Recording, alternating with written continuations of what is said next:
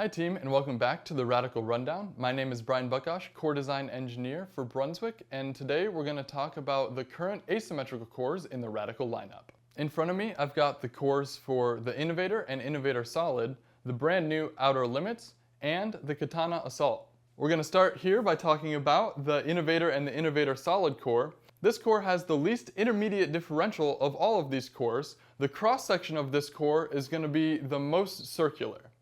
The lack of intermediate differential means that it's going to be a really good benchmark performer. It does have some intermediate differential built into it at 12 before drilling, and if you do a pin-up layout that puts the thumb right into the band of this ball, it's going to go all the way up to about 0.23 post-drilled intermediate differential. If you choose a smoother layout on this core, such as one that puts the mass bias out near the VAL, this ball can be as symmetric as a 10 intermediate differential post-drilled. That's going to give you a smooth, continuous motion and overall a more round and gradual shape than these other two core designs will offer. The middle of these two core designs is going to be the brand new Outer Limits core. This core is in the middle in terms of intermediate differential. This core shape offers what I would call a late strong mid-lane reaction, where it's not going to be particularly flippy or jumpy, but it's also not going to be that smooth round motion that you get out of a symmetrical ball or a ball with less intermediate differential either. This ball starts with an intermediate differential of 14, and if you do a pin-up layout that puts the thumb right through the knob on this core, you can get up to about a 26 intermediate differential post-drilled. If you choose a layout that puts the mass bias out by the VAL, what you're going to do is you're actually swinging the PSA of this core out toward the VAL. Your thumb is going to go into the core body as opposed to the knob, and what you're left with is a much more moderate intermediate differential of 0.12. That's a little bit closer to this Innovator, and it's going to give you a clean but smooth change of direction at the back of the lane. So this one is going to be a little longer and stronger layout for layout than the Innovator, but it still offers a wide range of versatility for intermediate differential options post-drilled, which means that you can effectively choose the motion that you want with this core, and because of the knob on the front, it's going to be a little more receptive to which layout you put on it, as opposed to a core like the Innovator, which is going to give you a more consistent motion regardless of the layout that you pick on it, because relatively speaking, you're going to remove a similar amount of mass regardless of how you swing the mass bias or the front of this core in your layout. The third core we're talking about here is the Katana Assault core. This is what I'd consider the swing it and bring it motion.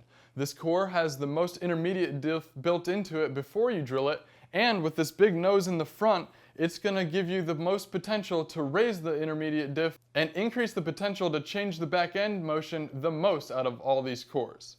Well, this has a small moment arm on the front of it that allows you to change the intermediate diff a little bit. Drilling a pin-up layout on this Katana Assault core gives you the ability to put your thumb right through the nose of this core, narrowing up this high RG axis, making it more asymmetrical by making it more elliptical, and thus giving you the most post-drilled intermediate differential. While this Outer Limits core goes up to about 26 post-drilled intermediate differential, you have the potential to raise this Katana Assault core all the way up to 0.30 by drilling into the nose of this core. Even when you pick a smoother layout, like the smooth layout C on the sheet, you can still get about 15 points of intermediate differential when the PSA is swung out and the mass bias is closer to your VAL. What that's going to do is smooth out this motion, but layout for layout, this is still going to be the sharpest core that gives you the hardest response to friction compared to these other two motions. One final thing I'd like to mention about these cores is that even though they're very radically different looking, they have one common theme. We're placing more mass and more volume at the bottom of these cores to give you more instability and make them seek their PSA faster. You'll notice on this core, the volume of the bottom knob is a lot higher than it is on the top knob. On this core, we have this massive boat that's displacing mass away from the center of gravity of this core, giving this core more instability. And on this core, even though we don't have more volume, we do have a higher density piece that is going to give you more mass concentration below the center of gravity of the core. All three of these are accomplishing the same things: more instability when they're off their axis, which makes them seek their PSA faster, giving you more change of direction. That's all the information I have on these 3 new core designs for the Innovator and Innovator Solid, the Outer Limits, and the Katana Assault. Make sure you're following our social media pages on YouTube and Facebook for the latest updates and more Radical Rundowns. I'm Bryan Buckosh, and once again, this has been an episode of the Radical Rundown.